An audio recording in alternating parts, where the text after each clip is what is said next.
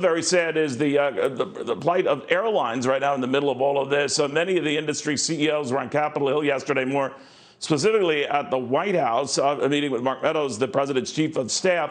What they want is some aid. We're told that the president is open to that. We just don't know what the figure would be. They got $25 billion sort of in the beginning of this pandemic when their planes were essentially empty and they needed the help. There was a proviso to that they couldn't lay off workers if they got that money. They didn't, but they're in a position now with all of that expiring that if they don't get some help, let alone some immediate help that could get them going, they might not be going anymore as living in viable companies. The former JetBlue chairman joins us right now, Joel Peterson.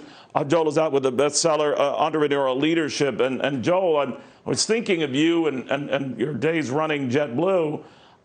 Through no fault of the airline, no fault of all the airlines, they were in this pickle where people weren't flying. And, that's improved a little bit, but not enough to make the industry whole, far from it. So let's put it to you this way. If they don't get the aid they're seeking, will some of them just fail? Yeah, it's hard to see survival. Survival means having cash. It's a little bit like the Capitol Lounge discussion that you just had.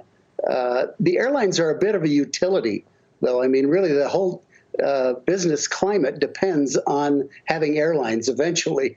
And so the airlines have served a bit as a conduit with not furloughing all these people. But that runs out at the end of September. So the airlines are really looking to see that extended so they don't have to lay off so many people. But what you said was people stop traveling. Well, it's interesting. Our occupancy fell to about 3% of what it had been the year before in March. It's back up to about 25 or 30% now. So you never thought you'd see airline or hotel executives celebrating at that level, but there is some movement. It is coming back a bit. Joel, I'm curious how you look at the environment for flying. When I talk to a lot of people about what are you doing for your vacation plans, obviously, when people were allowed to come out of their homes and all, they kept it very close to home. They drove to a lot of places. They didn't fly to a lot of places. They were limited to fly abroad because so many countries won't accept American tourists. And lo and behold, we find out that Hawaii on October 15th will be opening up to tourists on October 15th. So I'm wondering, where are the flyers going? Where are passengers going? Leaving aside those who have to travel for work. I know there's less of that than before.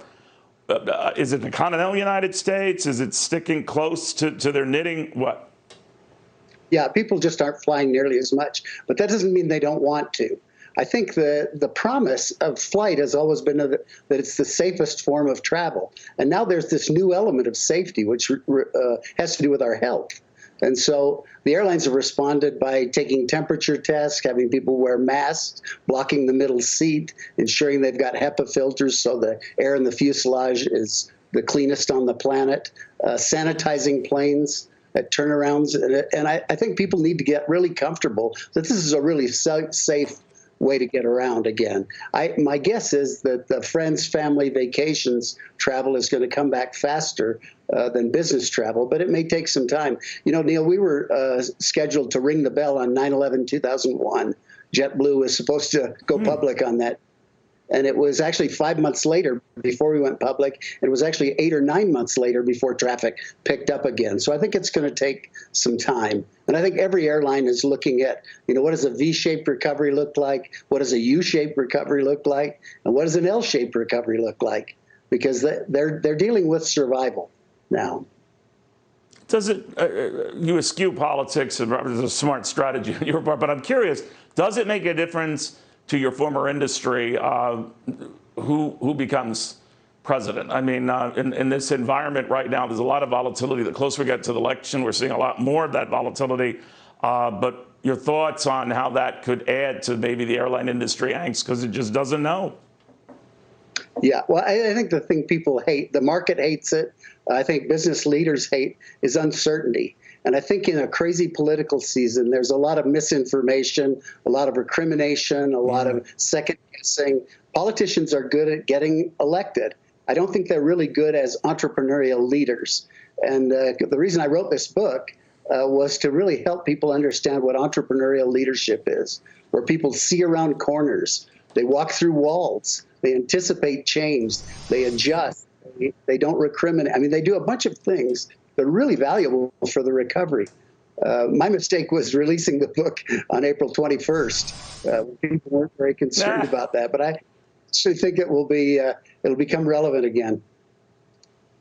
Yeah, and I do want to make it relevant with us as well and get you back to talk more about that. It's just on this newsy day with the airline industry, it's sort of front and center looking for some help from Washington. I did want to focus on the news up front, and you were very kind to indulge me. But Joel, I do want you back to talk about maybe what can and should change as far as leadership in this country, political, business, and otherwise in this time. I think your book is well timed to address that. So I promise I want to steal you back, my friends. So thank you in the meantime.